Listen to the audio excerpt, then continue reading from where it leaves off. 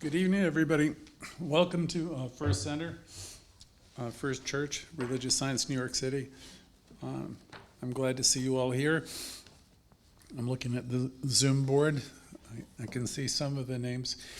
A couple of just points that I think everybody knows. We're located here in New York City on West 84th Street. We're First Church of Religious Science. We also referred to as First Center. Our center is where Louise got her education under Raymond Charles Barker, who's somebody some of you might want to look up. He wrote 2 or 3 books that are very good. I'm not going to talk about them tonight, but we've had a long history here of dealing with healing, and I want to talk about self-healing tonight. Self-healing is, after all, what Louise Hay was all about. The name of her book, You Can Heal Your Life, is basically the basis of the class that we teach. We also pull in from the works of Ernest Holmes, Science of Mind, and many other New Thought authors too. So I just wanted to give you a reference point because we have a lot of people sign up every week now. On our list, there's over 5,000 people, and sometimes people come in and they go, where did I sign in and what is this all about? So this is about self-healing. We provide these classes to people now. We have people in the room. This is what we call a hybrid community, and we're reaching out throughout the country and beyond, actually. And now we're reaching many hundreds of people every week. So it's really our privilege to be able to carry on with this. These classes, our lessons, broadcasts, have been ongoing for me, at least, since the book came out in 1987. So tonight, there is a section from one of Louise Hay's workbooks, and she had a list of ways to love yourself, and I thought I'd go over some of them tonight with you.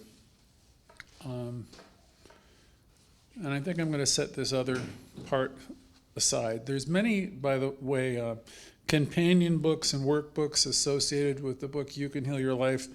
I'm looking at one now that's called Love Yourself, Heal Your Life Workbook. Sometimes I get inspiration from books like these.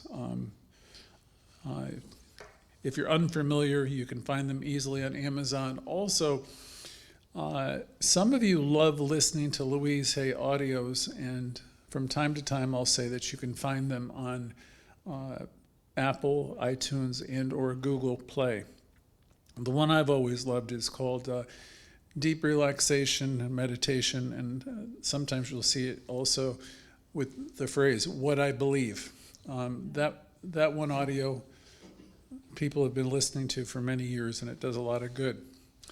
So let's start out with tonight's lesson.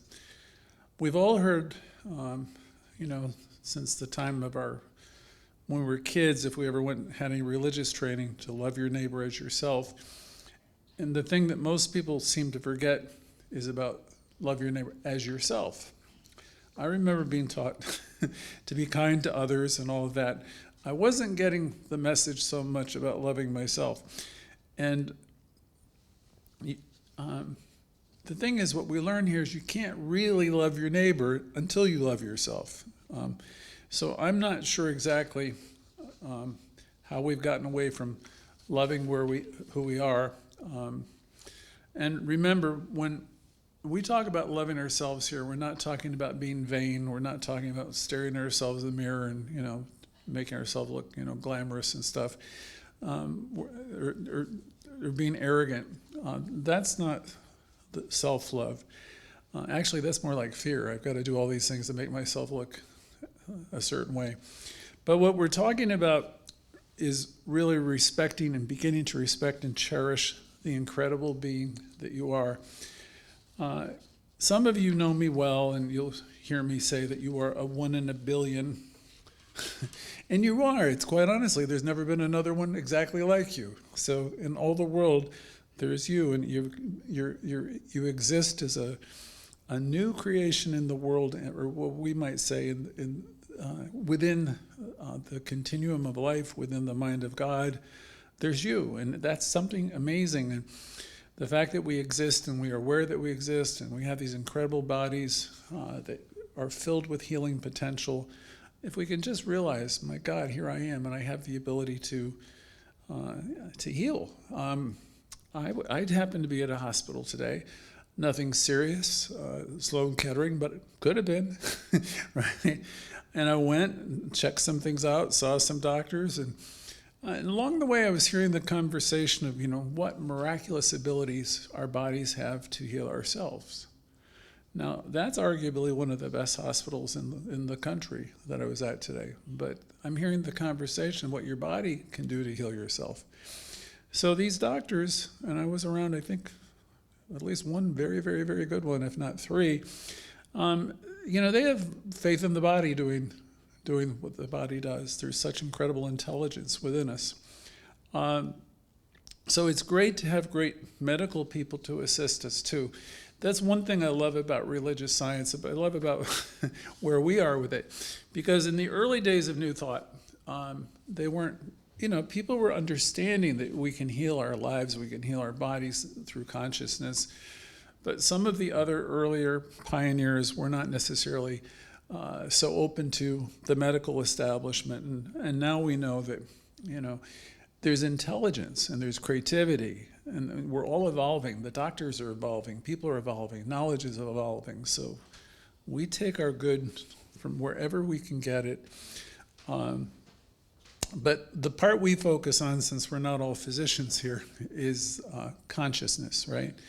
Part of my job each week is to remember to say, each one of you are incredible, each one of you are talented, each one of you are amazing, and you have amazing abilities. And you may not really think of yourself that way. We're divine, we're magnificent expressions of life. And somehow, my job is to let you know that. Because a lot of people have a pretty low opinion of themselves for all kinds of reasons, and I think some of you know how it happens. I talk about it all the time. But again, our function here as this group is to remind you that you are one with the one, and you have power at your disposal. And when we get to the point of realizing, knowing we have this connection and this power, and we allow ourselves to be in tune with it, my goodness, then things start to really happen. Your life can start to take off. It's just when you get caught up in those stories of poor me and ain't it awful, and you just get caught up in it's easy to do it too. Then it's kind of like you're cutting off that, what we teach will say you're an inlet and outlet of consciousness. And if you get caught up in a story, you'll be stopping that flow of information that could be coming to us.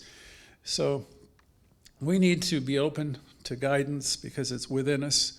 You're connected to it. We need not only to love our body, our neighbor, we need to love ourselves. We need to extend love and the awareness that we're connected with everybody. So we begin there with the certainty that we are one with life, perfect life, and that life is in us. And that's a great place to start. And if you know that much, you already know a great deal. Again, you're one with the one. Okay? You are an inlet and outlet of it. It attempts to express itself more vibrantly through each and every one of us every day, to the extent that we will be open or listen to it, right? I remember being fond of Emerson many years ago. When he said, "The dice of God are always loaded." First, that sounds scary. But what it really means is, you have something within you that's connected to source. And because we have moments of inspiration, aha moments, quiet moments, other moments, throughout our days and our nights and our dreams and our meditations, we get information because we're a part of this one thing. So it's interesting. And as you cultivate that a little bit more, it's like priming a pump. More information will come to you because you in fact have direct access to it. So we need to begin knowing that we're one with the one, and also be aware that we resist our good in so many ways. And tonight I want to share with you some of my ideas about life and how you can get to the point where you really do have greater appreciation and regard for yourself and your connection with Source. I don't want, well, it's none of my business, but if I could create it for you, I would like to have none of you see yourselves as victims of anything. There's a line from the Course in Miracles, which I've always loved, which is, I am not a victim of the world I see. Okay. We've said it in different ways, from the Four Agreements also, to take nothing personally. That's great if you can do it. Refuse to be offended. It's another really wonderful thing, because the whole thing with that is people, however you find them, no matter how screwed up you might think they are doing the best they can with the consciousness they have at that moment. And if you think about your own life, you got to know it's true. Wherever you are now, you know a lot more than what you did a few years ago. You're operating at we might say, higher frequency. You're operating with more understanding. The whole thing about life is it's all unfolding everywhere with everyone. And it's kind of a misuse of your energy, time, and talent to be talking about what other people are doing, because in fact and in truth, they're evolving. Now, you don't have to like the way they're evolving. You don't have to like the way they're behaving. But this isn't for us to do. Johnny Coleman wrote a great book with a great title, What You Think of Me Is None of My Business. And really what she's getting at in that statement is, listen, I'm a work in progress, and so is everybody else. And really what we'd love to get to the point is where we can just hold everybody harmless and realize that they are evolving. And if you can have compassion for others, if you can extend it, maybe you'll start extending it to yourself too. It's like, okay, you've made mistakes. Everybody has. I have. We all have. But you are not a mistake, So you're making mistakes. You're growing and you're evolving. And the last thing you need to be doing is to be condemning yourself in any way. Louise Hay would say, never, never, never criticize yourself. So these classes are here to give you great reminders of how wonderful you are and that you are healing your life, you can heal your life, and your whole life is designed ultimately for your success and growth and evolution. So we kind of like give you some guidelines which you can choose to follow to love yourself if you want to. You can think of this as in spiritual instruction. That's what I used to think it was when I was taking classes. I want to start tonight by saying what I say many weeks. There's just a lot of stuff that we could let go of. A lot of stuff. Computer people. I remember when I was first learning about computers in my 40s, there was an expression, garbage in, garbage out. So I think I can acknowledge, as much as I love my parents, they're no longer around, but there's a lot of garbage that came in, right? Garbage in, garbage out.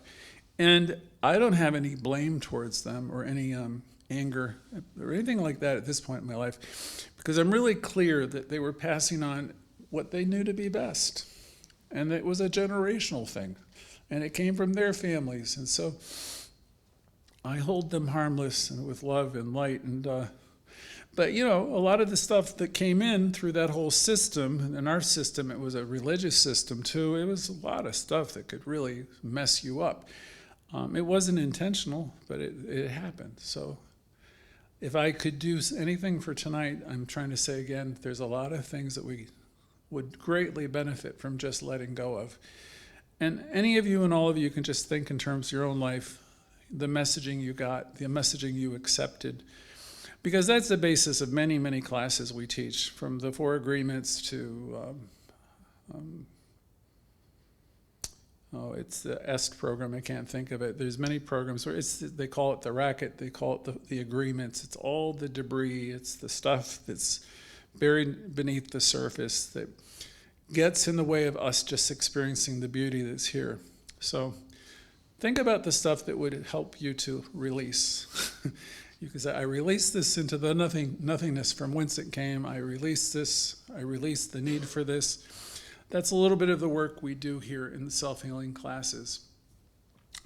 Please, for your own sake, resolve to yourself that you release the need to be in the blame game.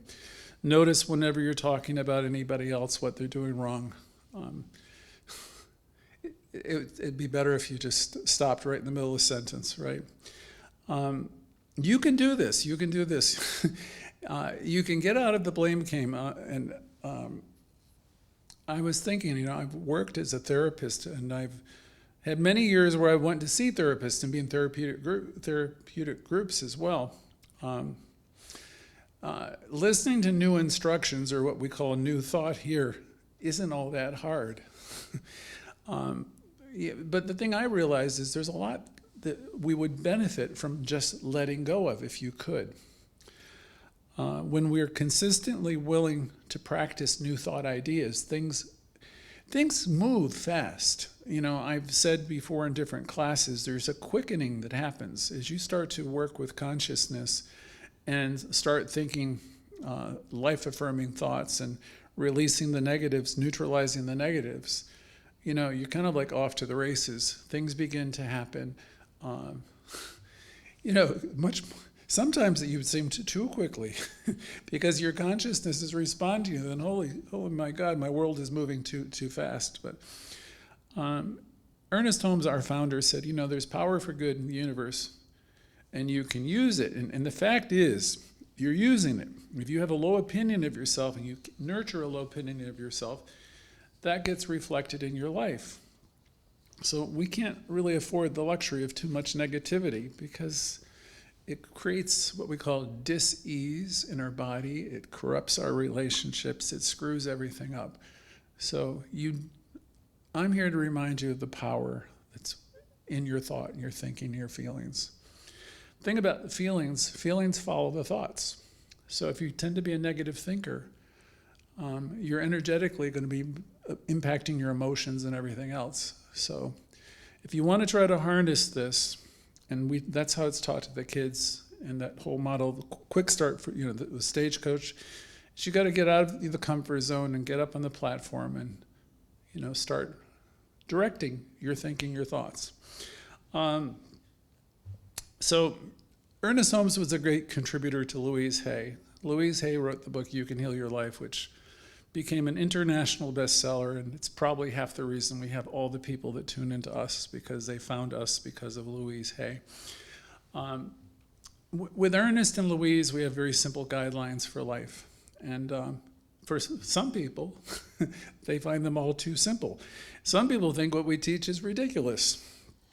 But over and over again, I've seen people try these ideas out, and for those that I've watched who've tried them out and practiced them, it's amazing how they work for people who have faith in them. If you have faith in this, and you do the affirmations, and you release the things, and you just do that, what we call inner work, you'll be amazed. It won't be because some preacher or minister or therapist is teaching you, because you're going to prove it to yourself. And that's the best thing about this teaching. We say, don't take it because we say it, practice it, see it, prove it for yourself.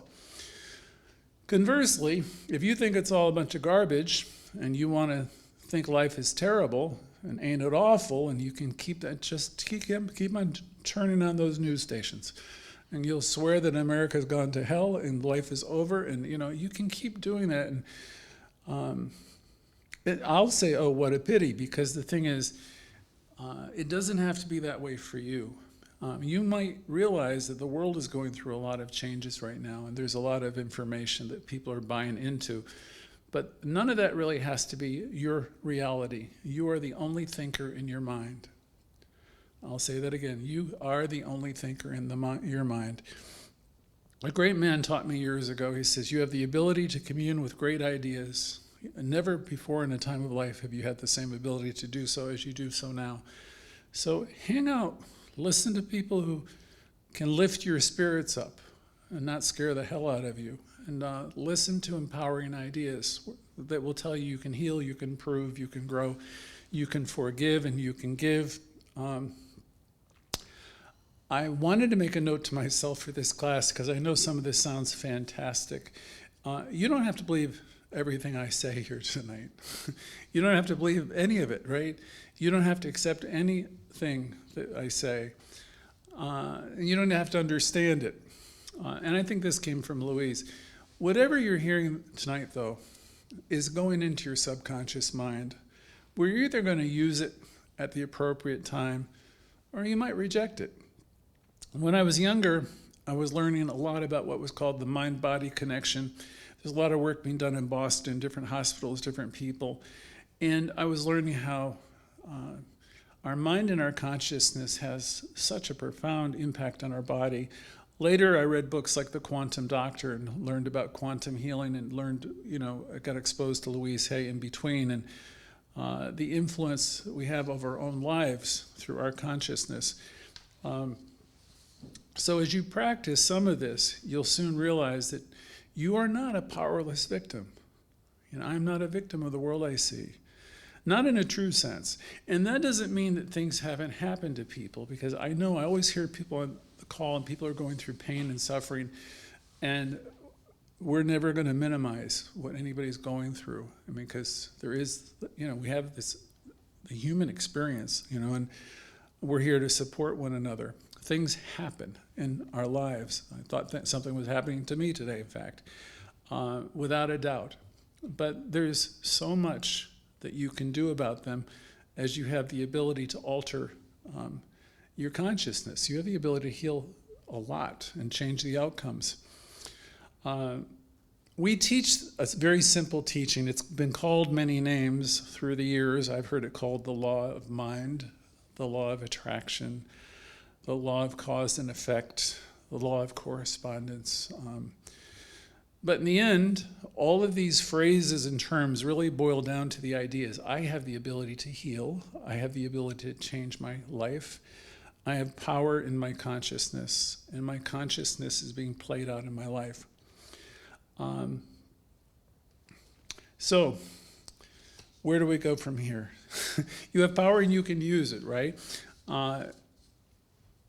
I can talk about all kinds of wonderful ideas that have been gifts to me. That I've had to read a lot of books, and I've done a lot of things the hard way, and I'm happy to share them.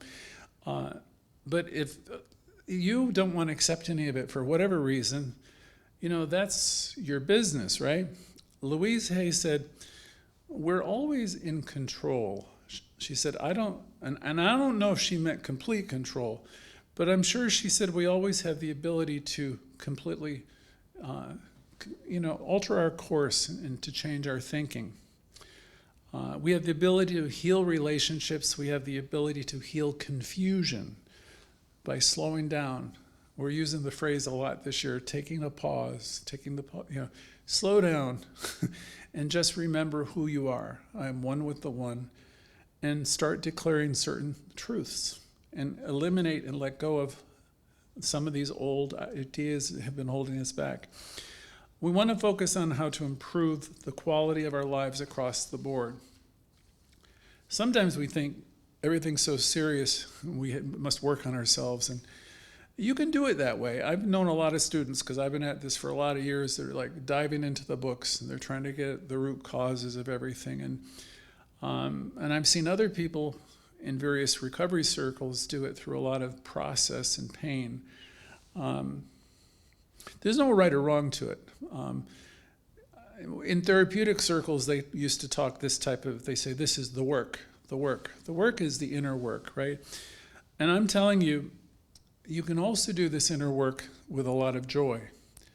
I didn't know you could do all this inner work with joy when I was younger, because I was in a group of people in a recovery group. I was thinking this afternoon, almost 10 years, I'm ashamed to say, the whole group would say, well, I'm a sick and suffering so-and-so. So I was in a support group for almost 10 years, and I say, my name is Greg, and I'm blank, sick and suffering such and such. Gosh, that group did a lot of good for me, too. I formed very close relationships, and they were all about having us learn to love ourselves. But there was also a lot of information that was coming in, like, I'm sick and suffering. So I hung with it, and eventually I got to the place where I did find Louise Hay, and I did find new thought, and I could parallel my journey with some of the recovery groups, and also directly work on self-healing. It's not necessary to refer to ourselves as sick and suffering or label ourselves. And I don't need to name, I'm not trying to certainly criticize the programs because they've done so much tremendous good in the world, and for me in particular. I love the 12-step programs, and I know many of you on the call do too. I wish I'd been getting some of that positive Louise Hay message from the first year, though. It might have made my, those long nights and long months a little bit easier. Louise Hay's book and many of these great New Thought books came to me a few years later. I'd started my journey just around 1980, and most of these great books happened to come in between the years 85 and 1990. And the Codependency series came out, and so, but perfect time, perfect place. And that would be true for any of you on the call tonight. If this all sounds green to you, then it's great. You're getting it the right and perfect time. And some of you are veterans. You've been working with this for many years. But the thing for people like us is we got to keep working with it. It's not like we just read it and then we know it. It's a daily process. So here's some of Louise Hay's steps. We're not going to get to all of them tonight. I'm going to at some point have a break and let you chime in and let me know what it's like being you this week, if you're taking good care of yourself with your inner messaging. So if you want to love yourself, then I suggest you start with some of these steps that I put together for you. I think I mentioned a little bit of it already. Number one, first and most important, and if you really get this one, you don't have to practice any of the others because it'll all come automatically. The number one thing that I put together from Louise Hay's series is to stop the criticism. Stop criticizing yourself and stop criticizing others. If you can do that, if you can release the need to be critical of yourself or others, you've hit a home run. But we have these minds that Jesus, they seem to go there all the time. So, to the extent you can improve that, slow that down. There's affirmations like, I love, accept, and approve of myself exactly as I am. There's others from other programs just for today. I will do this and that, all positive things. I release the need to criticize. I release the need to blame. I love myself. Take a look in the mirror. And when I say that, I say it in jest, but it's serious. Take a time in the morning. Everybody's got a mirror somewhere, right? You brush your teeth or whatever. And give yourself a message. Give yourself a hey, high five, I love you, or something, right? So Louise Hay said, you have been criticizing yourself for years and years. And you don't even know you're doing it because you got it from your family. All the ideas of what you should be as a little boy, little girl, and as an adult and all the rest. A great deal of that you picked up when you were a child. So she said, you've been criticizing yourself for years. And you're still criticizing yourself for the same things you were criticizing yourself before. And so to the extent you can get a handle on that, if you were in a 12-step program, they would tell you to do a 10th step, which is a daily inventory. Just start noticing. Every Thursday when we ask you a question, what's it been like being you this week? I can absolutely promise you, it's not that anyone's trying to get into your business or personal affairs. It's just for you to say, hey, I've been good this week. I've been giving and forgiving, and I've been doing easy does it. I'm not being critical. I've been treating myself like my best friend. See, all those things are actions that are self-healing. Try another way. Let's start stop criticizing yourself, and just for today, begin doing some positive things. I remember as I started to work in this program, I realized, well, I can start to make changes just by assuming, doing positive things. It was Benjamin Franklin who taught in his self-help book, assume a virtue if you have it not. If you find that you're having problem areas, just start doing the opposite for a while. Start, saying thank you. Start giving a little bit more of your time, your talent. We can change positively through affirmative things. I have a friend, Pat, in Florida. I made it a spiritual practice some years ago to just start smiling to every human being I saw and thanking them and smiling them. And she said, my whole life changed. Some people change when terrible things happen to them, but it doesn't have to be that way. When you're working in this teaching, you're learning to see the good and live the affirmative life. You're just starting to give yourself the benefit of the doubt, give the benefit of the doubt to other people. We start to change. Louise made the point emphatically. She says, criticism never changes a thing. It really doesn't. So she emphasized, refuse, please, to criticize yourself. Please accept yourself exactly as you are. And that might be with the extra 10 pounds. That might be with the extra 10 or 15 years. It might, everyone's at a different point in their evolution. But, refuse to criticize yourself. Accept love. She used to say, self-acceptance and self-approval in the now are the keys to all positive changes. So when you criticize yourself, everything, your whole body goes towards the negative. And then what starts to happen is negativity starts showing up, because again, it's the power of the mind. Your spoken word, your thoughts, it's not every single one's going to just jump out when you do it, but the tendency of that thinking shapes your world. So we have affirmative prayers. We have things that we can share with you, things that you can read to yourself at nighttime. It's just for you to fortify your consciousness. The problem is, it's not that it's a problem. You have so much power, but the thing is you have all this random thinking that's going around and round and round. I used to have a friend who said it's on a constant loop. So what do you mean a loop? It was a friend of mine. His name was Yar. He said it's like an old tape that plays forever. And it's been playing that way for 40 years. So somehow we need to eject it and replace it with a new idea. We have the ability to change and adapt, and our whole life will respond to us. But we really need to give ourselves different kind of messages. And an old-time teacher used to say, we need to be the guardian at the gate. I think that was Florence Scovel Shinn. I can't remember, but still a good advice. Being a guardian at the gate. What she was getting at is the only thinker in your mind is you. So when you see yourself going in those directions, stop. And I used to play with it in classes 20, 30 years ago. I'd say, invoke Diana Ross. Stop in the name of love. Whenever you see yourself going, I don't want to say the dark side, or going to the negative, just find yourself, just say stop. I release the need for this. There I go again with all that craziness. Stop.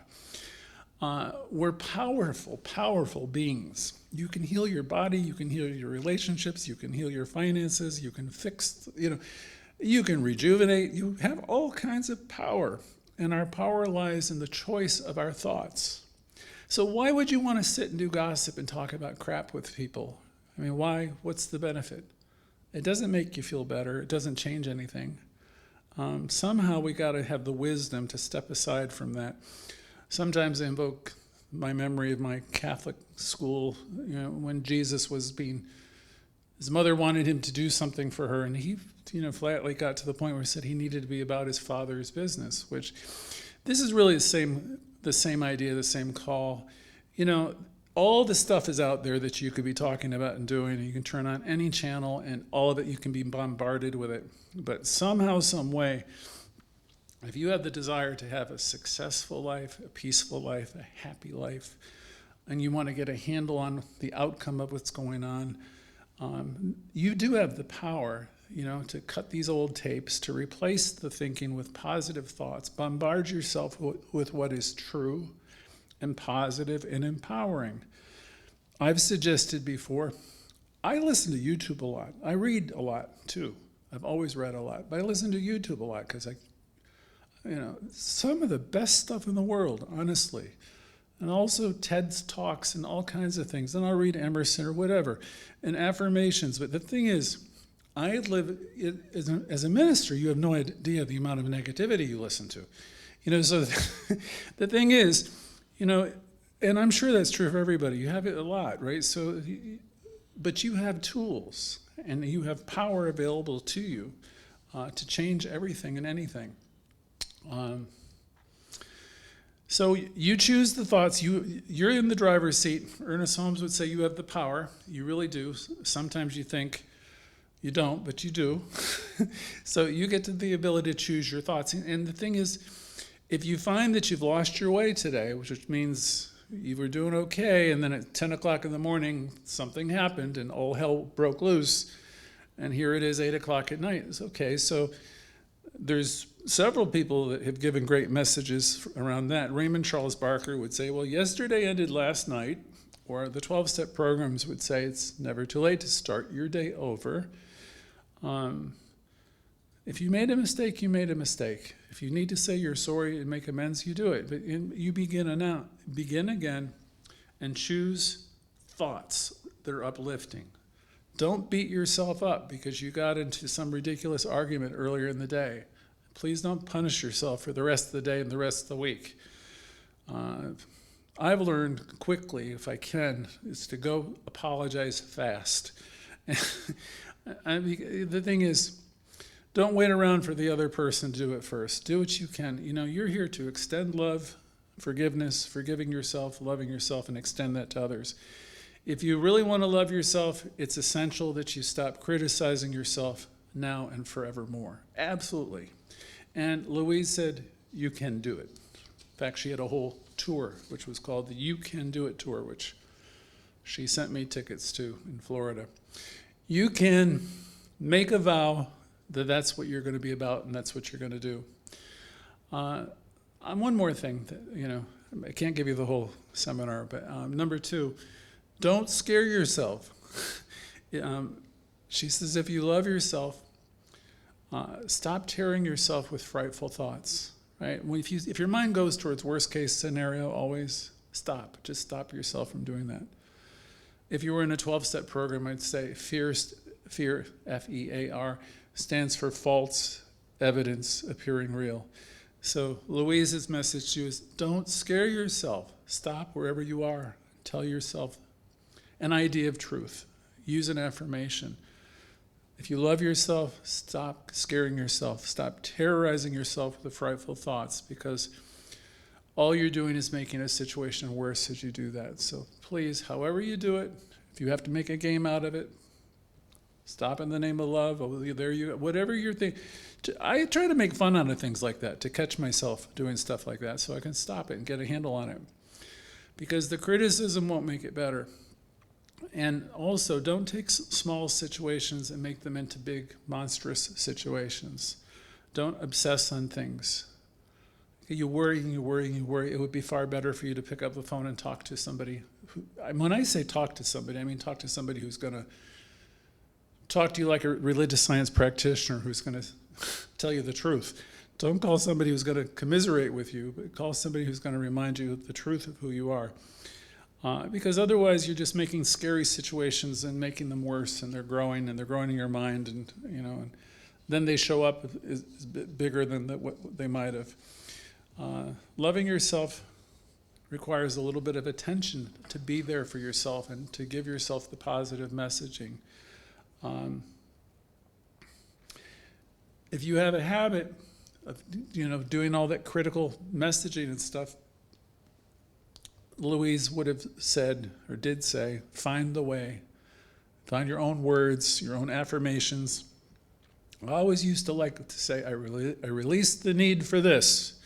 Because sometimes I cannot get at the root causes, and sometimes you don't need to, but you need to stop that conversation and turn it around and release the need for it and replace it with the opposite, the positive thought.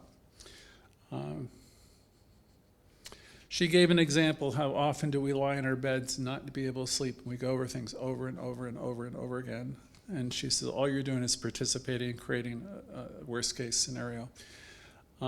People do it for illness, they do it with pain, they do it in every kind of way. And somehow, some way, the suggestion here is tonight is to be aware of it. Just tell yourself, I'm going to stop this. I'm getting a message from the technicians. No? Okay, hold on. For example, you might be in a relationship with somebody. It's been a long time. But, and you're expecting a phone call, and you don't get a phone call, and then you're thinking you're going to be called at like 5 o'clock, and at 6, at 7, and 8, 9.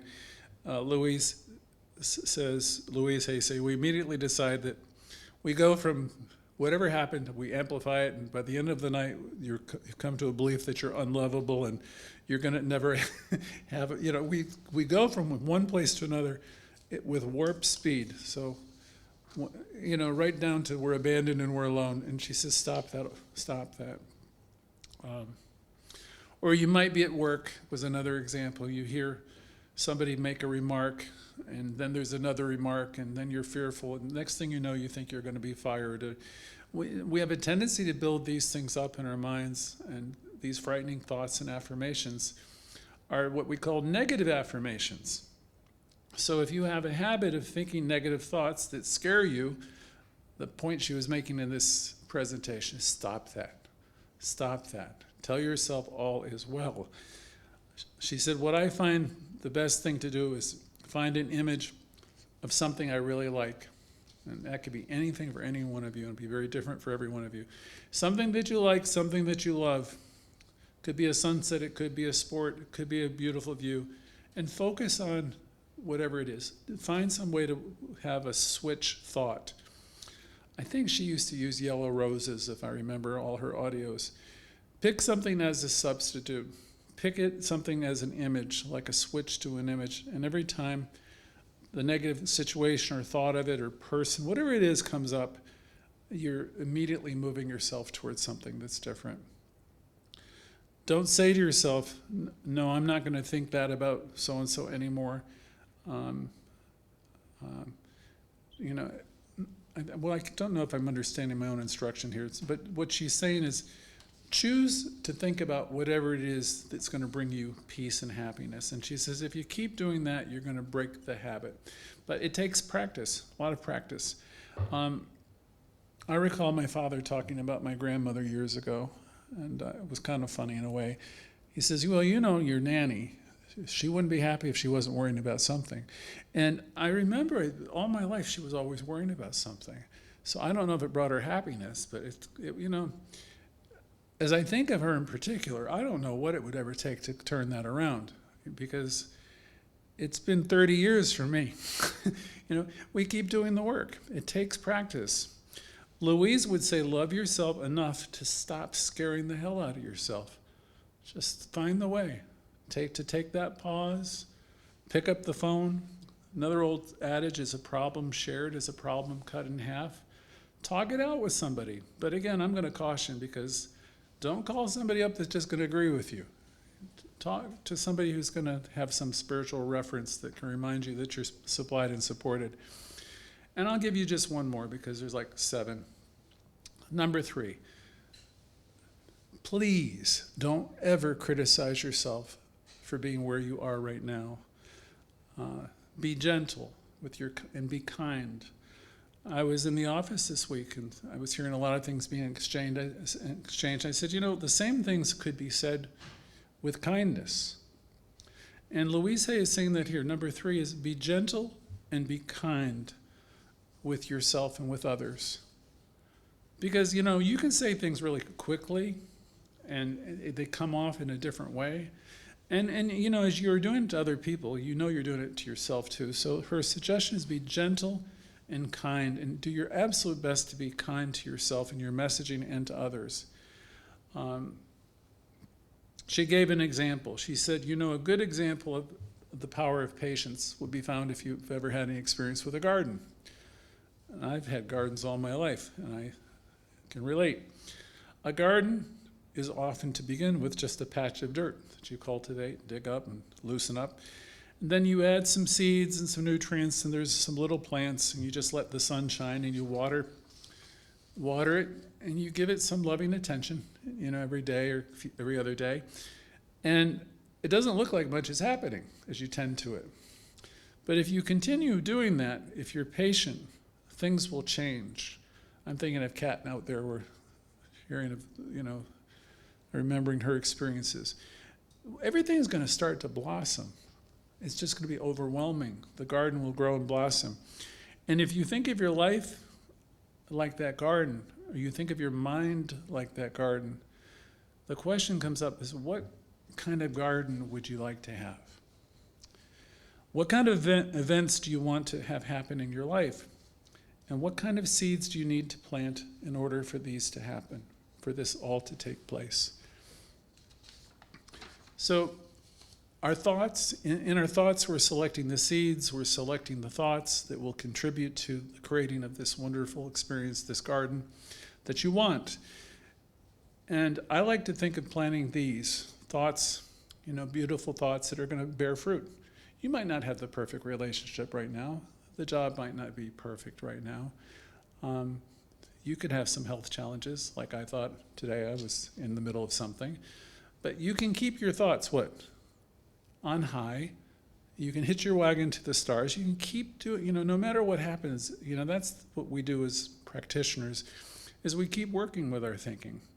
And if you pay attention to them, if you take care of them, then one of these days you're going to reap a wonderful, bountiful, fantastic, you know, yield, a harvest that's going to be beyond anything you ever really wanted or expected.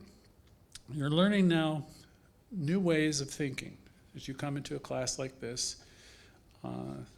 So I realize some of you have been doing a lot of work on yourself for a lot of years, because I know a few of you for quite some time. But the thing is, this isn't just like, there's a lot of us have done work a long time ago. Again, as I said earlier, it's a daily program, it's a daily practice.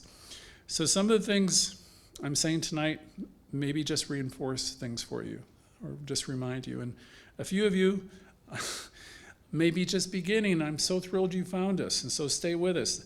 The only thing I can say for new people is just stay plugged in. It's like the more you can plug into a class like this, we do it Sunday and Thursday, and you can watch us on Facebook and YouTube.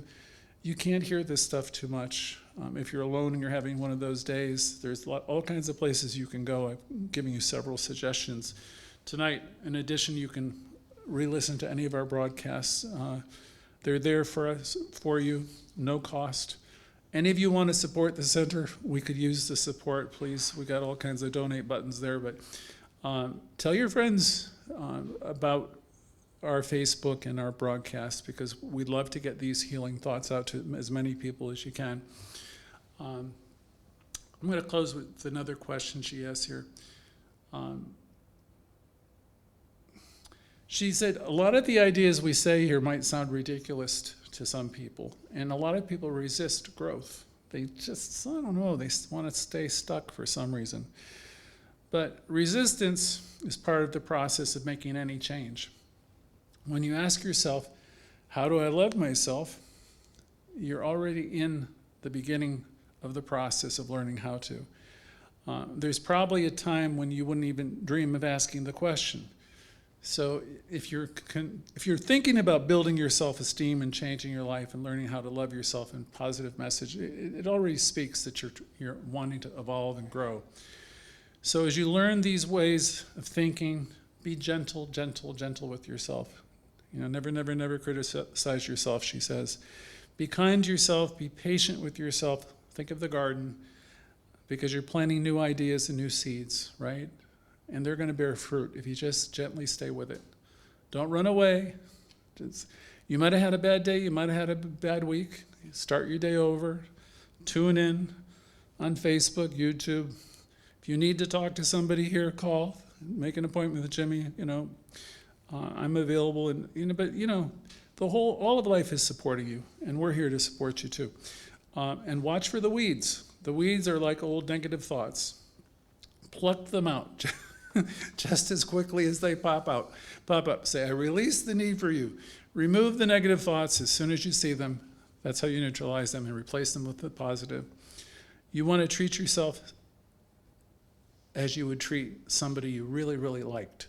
You want to treat yourself as though, this is like exciting to have this person here. You want to be excited about yourself, and remember, there is this aspect of you that's it's a spiritual being, like a child that's trying to evolve and grow, and you're trying to nurture yourself, and it's really important. And please know, and this is from Louise from years ago, it's really okay to make mistakes. Because, the very fact that you're making them, you're starting out, you're doing new things. You don't have to immediately be perfect. You don't have to believe everything we believe. Just start listening and tuning in. There's a lot of us, she said, who have this problem with perfectionism, and please do not beat yourself up over any of this. We just start again and start again.